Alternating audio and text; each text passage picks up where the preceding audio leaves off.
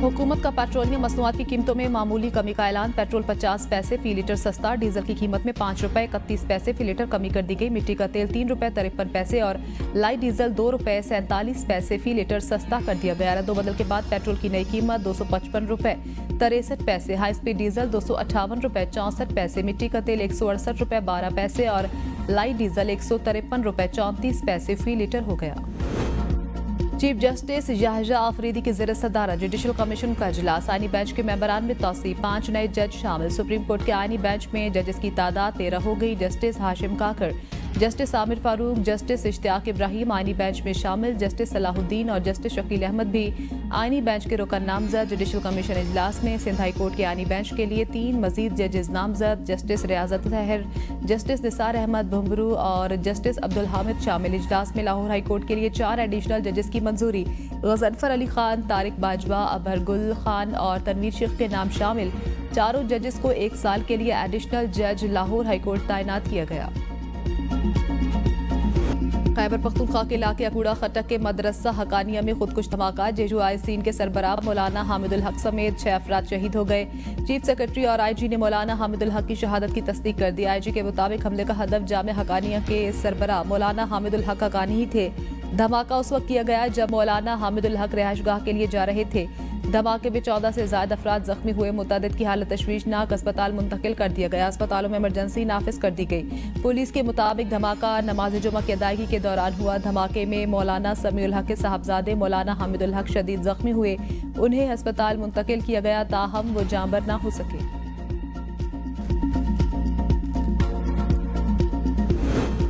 सदर आसिफ अली जरदारी और वज़ीर आज़म शहबाज शरीफ के कूड़ा खटक धमाके की शदीद मजम्मत। वज़ीर आज़म की जख्मियों को बेहतरीन इलाज फराहम करने की हिदायत। वज़ीर आला अली अमीन गंडापुर ने धमाके की रिपोर्ट तलब कर ली। वज़ीर दाखिला ने वाक़े की मजम्मत करते हुए कहा, वाक़े के जिम्मेदारान बच नहीं पाएंगे, इन्हें हर सूरत इंसाफ के कटहरे में लाया जाएगा। वज़ीर आला सिंध मुराद अली शाह, वज़ीर आला बलोचिस्तान सरफराज बुख्ती और मरियम नवाज की जानिब से भी मौलाना हामिदुल हक हकानी को निशाना बनाने की शदीद मजम्मत। Chairman Peoples Party Bilawal Bhutto, JUI के सरबराह मौलाना फजलुर रहमान, अपोजिशन लीडर उमर अयूब, अमीर जमात इस्लामी हाफिज नईम और दीगर सियासी और समाजी रहनुमाओं ने भी वाक़े की शदीद मजम्मत करते हुए कहा, हुकूमत शहरियों के जान माल के तहफ़्फ़ुज़ में नाकाम हो गई है।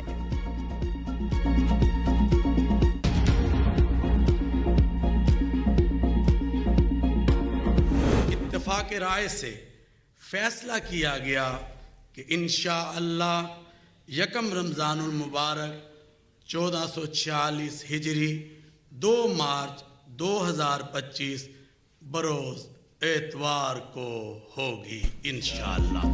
मुल्क भर में रमजान मुबारक का चांद नजर नहीं आया। पहला रोजा 2 मार्च इतवार को होगा। पेशावर में इजलास के बाद चेयरमैन रुयत हिलाल कमेटी मौलाना अब्दुल खबीर आजाद का ऐलान। जोनल रुयत हिलाल कमेटियों के इजलास अपने मुतल्लिका हेडक्वार्टर्स पर हुए। लाहौर, मुल्तान, कोयटा, कराची समेत मुल्क के किसी हिस्से से चांद नजर आने की शहादत मौसूल नहीं हुई। महकमा मौसमियात के मुताबिक ईद उल फितर 31 मार्च को होने का इम्कान है।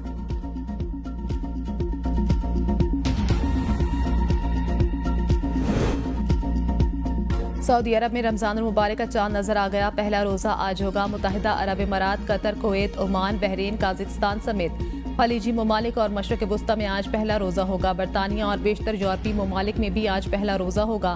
भारत में चांद नजर नहीं आया। पहला रोजा पाकिस्तान के साथ होगा। Sri Lanka, Brunei, Bangladesh, Malaysia, Indonesia और मुतअद्दिद दीगर मशरक़ी ममालिक में भी पहला रोजा 2 मार्च को होगा।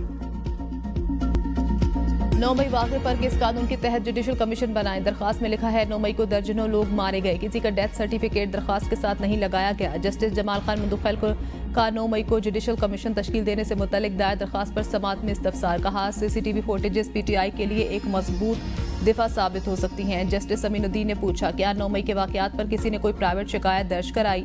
जस्टिस मोहम्मद अली मजहर ने कहा, 9 मई के केसेस पहले ही अदालतों में ज़ेर समाअत हैं। अगर अदालत कमीशन बनाने का फैसला करती है तो फौजी अदालतों से मुतल्लिक 5 रुकनी बेंच के फैसले का क्या होगा। वकील हामिद खान ने कहा, जुडिशल कमीशन इंक्वायरी करेगा तो अमवात का पता चलेगा। जस्टिस हसन अजहर ने कहा, आप एक सर्टिफिकेट या FIR की कॉपी तो लगा सकते थे। अदालत ने PTI को मजीद दस्तावेजात जमा कराने की मोहलत दे दी। समाअत गैर मुअज्जला मुद्दत के लिए मुलतवी। कराची उजड़ा हुआ मंसूबे 10-10 साल में मुकम्मल नहीं हो पाते। MQM और पीपल्स पार्टी ने शहर का बेड़ा गर्क कर दिया। जमात इस्लामी के अमीर हाफिज नईम उर रहमान की प्रेस कॉन्फ्रेंस। कहा, शहर कायद का इंफ्रास्ट्रक्चर तबाह है। K4 S3 नहीं बन रहा। 3 हुकूमतें बदल गईं, ग्रीन लाइन मंसूबा मुकम्मल नहीं हो सका, पार्लियामेंट जाली है, ये फेक है, इस पर कोई पीका लगेगा, ये मुसल्लत करदा लोग कौम पर बोझ हैं, बिजली बिलों में शामिल गलत टैक्स खत्म किए जाएं, स्टील मिल से 1300 लोगों को फारिग कर दिया गया, स्टील मिल को सही अंदाज में चलाया जाता तो ये मुनाफा बख्श होती, हमारी तहरीक पूरे पाकिस्तान में शुरू होगी, पहले मरहले में धरने देने का ऐलान कर सकते हैं।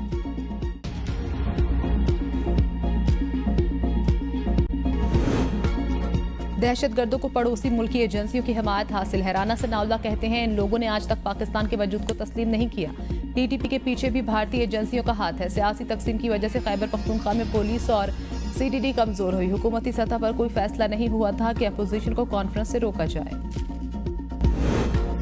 अपोजिशन इकट्ठी होती है, अलायंस की शक्ल इख्तियार नहीं की। कामरान मुर्तजा कहते हैं अलायंस ना बनने की वजह से हमारे और पीटीआई के तहफ़्फ़ुज़ात हैं, हमने तहफ़्फ़ुज़ात से आगाह कर दिया। पीटीआई ने अपने तहफ़्फ़ुज़ात नहीं बताए। बातचीत आगे बढ़ेगी तो अलायंस बनने या ना बनने का फैसला होगा। अपोजिशन जमातों ने आज तक इत्तेहाद की शक्ल इख्तियार नहीं की। मौलाना ने अपोजिशन को पहले ही बता दिया था वो मुल्क में मौजूद नहीं होंगे। इसके बावजूद कॉन्फ्रेंस इन्हीं तारीखों में रखी गई।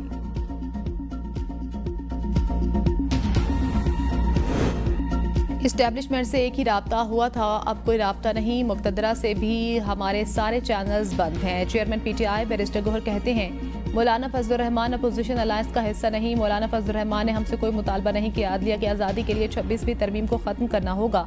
अदलिया को यही कह रहे हैं कि 9 मई को जो कुछ हुआ उस पर कमीशन बनाएं। जब अपोजिशन अलायंस बनेगा तो अगला लायामल सामने आ जाएगा।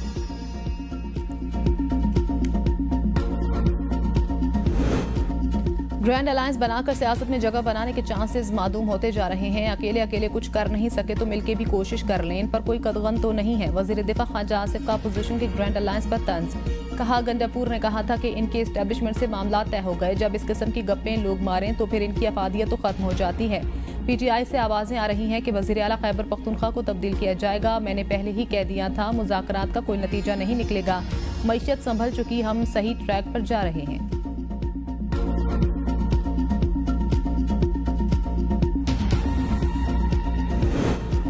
बानी पीटीआई मुल्क में दहशतगर्दी वापस लेकर नहीं आए। फॉर्म 47 वाली हुकूमत ने मुल्क की मईशत को कमजोर किया। पीटीआई रहनुमा शानदाना गुलजार की एबीएन के प्रोग्राम डिबेट एट 8 में गुफ्तगू। कहा पीटीआई अपनी सियासी जद्दोजहद जारी रखेगी। हमारे साथ कोई इत्तेहादी शामिल ना भी हुआ तो रमजान के बाद एहतजाज करेंगे। जो भी पीटीआई में चोर है उसके खिलाफ कार्रवाई होनी चाहिए।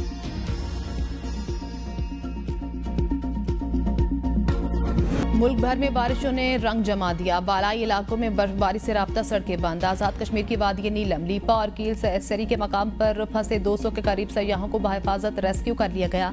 वादी नीलम की मरकजी शहरा शारदा के मकाम से ट्रैफिक के लिए बंद कर दी गई। सयाहती मकामात रत्ती गली, पतलियां, अड़ंकेल और बाबुन के रास्ते भी बदस्तूर बंद। शारदा, ताउबट, मरकजी शहरा मुतादिद मकामात से बंद।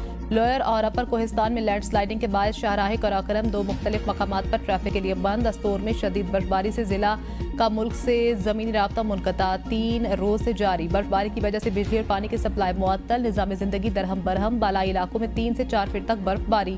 ताहम राब्ता सड़कें ब्लॉक। खचा के मकाम पर बर्फानी तोदा गिरने से Astore valley road block. Astore से गिलगित और रावलपिंडी जाने वाली ट्रैफिक मुअत्तल। फैसलाबाद गुजरावाला में नशेबी इलाके ज़ेर-ए-आब। सखी सरवर और कोहे सुलेमान में बारिशों से हर तरफ जल थलेक हो गया। रावलपिंडी, इस्लामाबाद समेत मुख्तलिफ शहरों में मजीद बारिश। पहाड़ों पर बर्फबारी की पेश गोई। बानी पीटीआई जेल से बाहर आना चाहे तो आज ही आ सकते हैं। इनको डील ऑफर हो रही है लेकिन बानी पीटीआई कोई डील करके बाहर नहीं आएंगे। पीटीआई रऊफ हसन की एबीएन से गुफ्तगू। कहा पाकिस्तान की सियासी तारीख में पहला शख्स है जो असूलों पर खड़ा है। मुल्क में आइन और कानून की बात करना जुर्म बन गया है। हुकूमत ने घुटन का माहौल पैदा किया हुआ है। आने वाले दिन हमारे और मुल्क के लिए बहुत मुश्किल होने वाले हैं। फवाद चौधरी एक बार फिर पीटीआई क़यादत के खिलाफ बोल पड़े। लाहौर में मीडिया से गुफ्तगू में कहा मौजूदा ओहदेदारों का कोई सियासी बैकग्राउंड नहीं, ये अब तक ग्रैंड अलायंस बनाने में भी नाकाम है। पीटीआई क़यादत हालात से फ़ायदा नहीं उठा रही। स्ट्रीट पावर मौलाना फजलुर रहमान और पीटीआई के पास है। नाअहल अपोजिशन और हुकूमत के दरमियान अवाम फंसे हुए हैं। हुकूमत चल नहीं रही, घिसट रही है। ये इलेक्शन हार गए, धांधली ही इनके पाँव की बेड़ियां हैं। हर तबके से ये हुकूमत ब्लैकमेल हो रही। इंतकाम के कल्चर को ख़त्म करें। बानी का बाहर आना तहरीक के जरिए मुमकिन है। बानी से मिलकर तहरीक चलाने की इजाज़त लेंगे।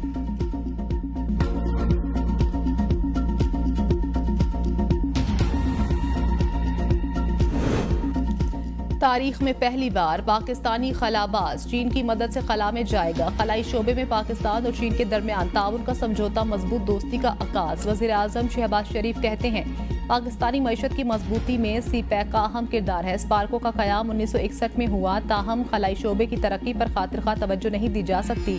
खला के शोबे की तरक्की के लिए चीन की मदद से आगे बढ़ रहे हैं। सदर शी जिनपिंग की बसीरत अफरोज शख्सियत दोनों मुल्कों के ताल्लुकात में अहमियत की हामिल। स्पार्को चीनी हुकूमत के साथ मिलकर खलाई तहकीकात के शोबे में काम करे। खलाई शोबे में ताउन बढ़ाकर नौजवानों को मौके फराहम किए जाएं।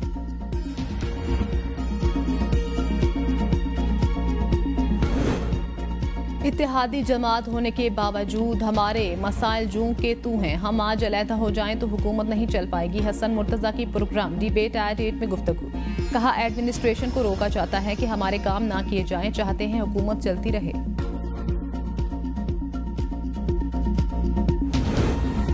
बानी पीटीआई का अमरीकी जरीदे में शाया मजमून हकीकत के बरक्स और गुमराह कुन। वफाकी वजीर अहसन इकबाल कहते हैं आज का पाकिस्तान 2022 के मुकाबले में ज्यादा मुस्तहकम, मजबूत और महफूज है। बानी पीटीआई के दौर में महंगाई 38% तक गई, अब 4% से कम है। मईशत में नुमाया बेहतरी आई।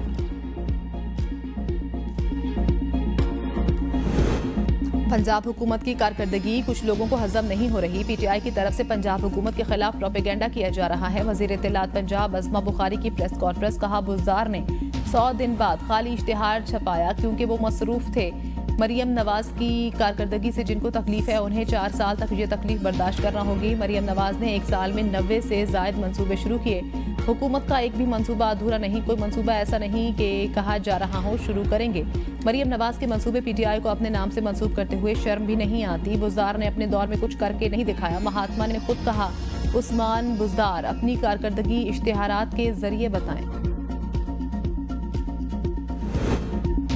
पायदार तरक्की के लिए जदीद टेक्नोलॉजी को बरूएकार लाना होगा। नौजवानों को जदीद तकाज़ों से हमाहंग करेंगे। वज़ीर आला सिंध मुराद अली शाह का तकरीब से खिताब। कहा टेक्नोलॉजी से ना सीखा तो पीछे रह जाएंगे। हमें हुनर और तरबियत पर तवज्जो देने की ज़रूरत है। नौजवान नई महारतें सीखते हुए वक्त के साथ खुद को अपग्रेड करते रहें।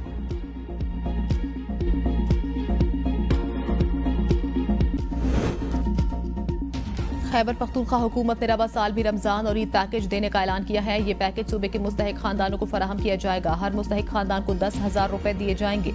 मुशीर इत्तलात खैबर पख्तूनख्वा बैरिस्टर डॉक्टर सैफ ने अपने एक बयान में कहा सूबे के 10 लाख से ज्यादा मुस्तहिक खानदानों को इमदादी पैकेज फराहम किया जाएगा। उनका कहना था इमदादी पैकेज 15 रमजान से कबल बैंकों और इजी पैसा पर मुस्तहिक खानदानों को फराहम किया जाएगा।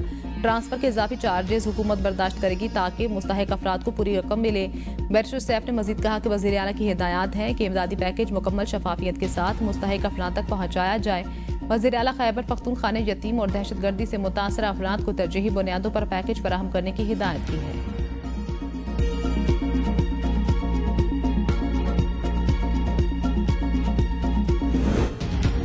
वफाकी हुकूमत का यूटिलिटी स्टोर्स पर रमजान के लिए सब्सिडाइड पैकेज देने से इनकार। यूटिलिटी स्टोर्स पर रमजान पैकेज के लिए बजट में मुख्तस 10 अरब रुपए न देने का फैसला। ज़राए के मुताबिक यूटिलिटी स्टोर्स अपनी तरफ से रमजान में ब्रांड अशिया पर 15% तक रियायत देगा। इससे पहले हुकूमत की तरफ से यूटिलिटी स्टोर्स पर रमजान पैकेज के लिए सब्सिडी देने की रिवायत थी।